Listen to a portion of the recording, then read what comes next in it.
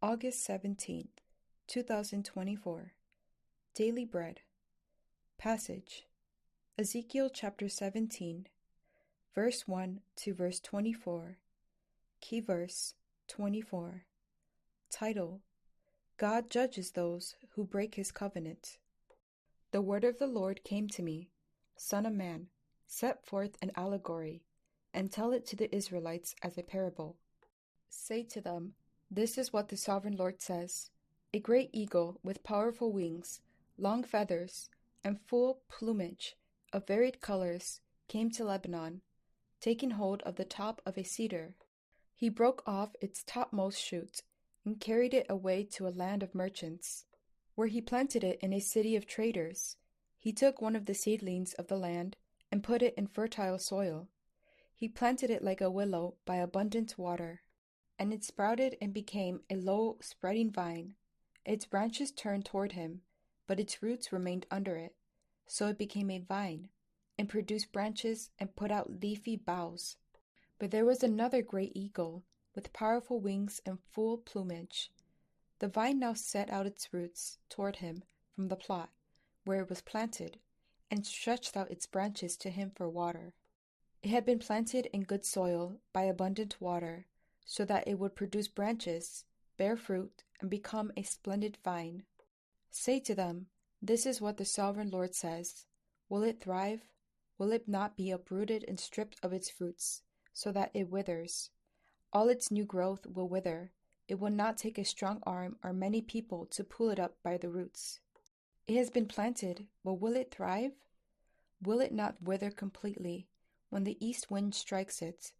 Wither away in the plot where it grew. Then the word of the Lord came to me.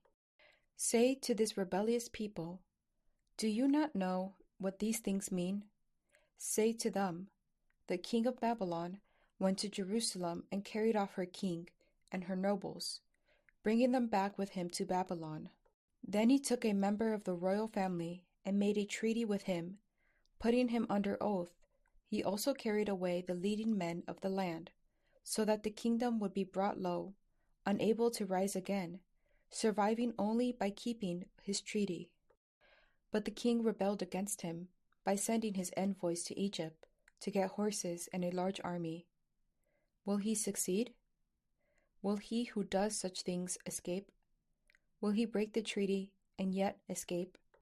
As surely as I live, declares the sovereign Lord, he shall die in Babylon, in the land of the king who put him on the throne, whose oath he despised and whose treaty he broke. Pharaoh with his mighty army and great horde will be of no help to him in war, when ramps are built and siege works erected to destroy many lives. He despised the oath by breaking the covenant, because he had given his hand in pledge, and yet did all these things. He shall not escape. Therefore, this is what the sovereign Lord says. As surely as I live, I will repay him for despising my oath and breaking my covenant. I will spread my net for him, and he will be caught in my snare. I will bring him to Babylon and execute judgment on him there, because he was unfaithful to me. All his choice troops will fall by the sword, and the survivors will be scattered to the winds. Then you will know that I, the Lord, have spoken. This is what the sovereign Lord says.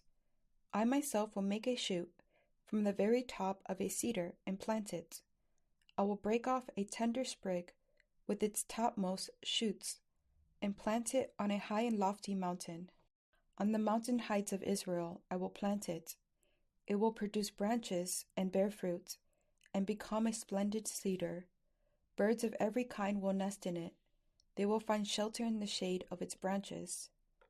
All the trees of the forest will know that I, the Lord, bring down the tall tree and make the low tree grow tall. I dry up the green tree and make the dry tree flourish. I, the Lord, have spoken, and I will do it. Daily Bread Message.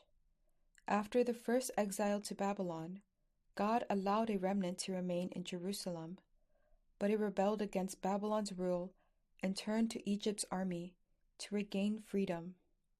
However, God would send Babylon again to fully destroy Jerusalem, because his people rejected his covenant. God would protect them when they submitted to the Babylonians. The Israelites needed intensive rehabilitation to be cured of their idol worship. Likewise, we must humble ourselves in the time of God's discipline. If we rebel, we only make it worse for ourselves. In His grace, God promised that He would raise up a leader for His people of humble origin who would be a blessing to the whole world. This promise looks forward to the Messiah, Jesus, who was born in lowly circumstances and became the Savior of the world. When we humble ourselves under God's will, He will also lift us up and make us a source of blessing to all people through Christ. Prayer. Father, thank you for a new covenant in Jesus. Please help me to receive your divine discipline humbly and be raised up as a blessing to the world. One word, God judges those who break His covenant and restores those who humbly submit.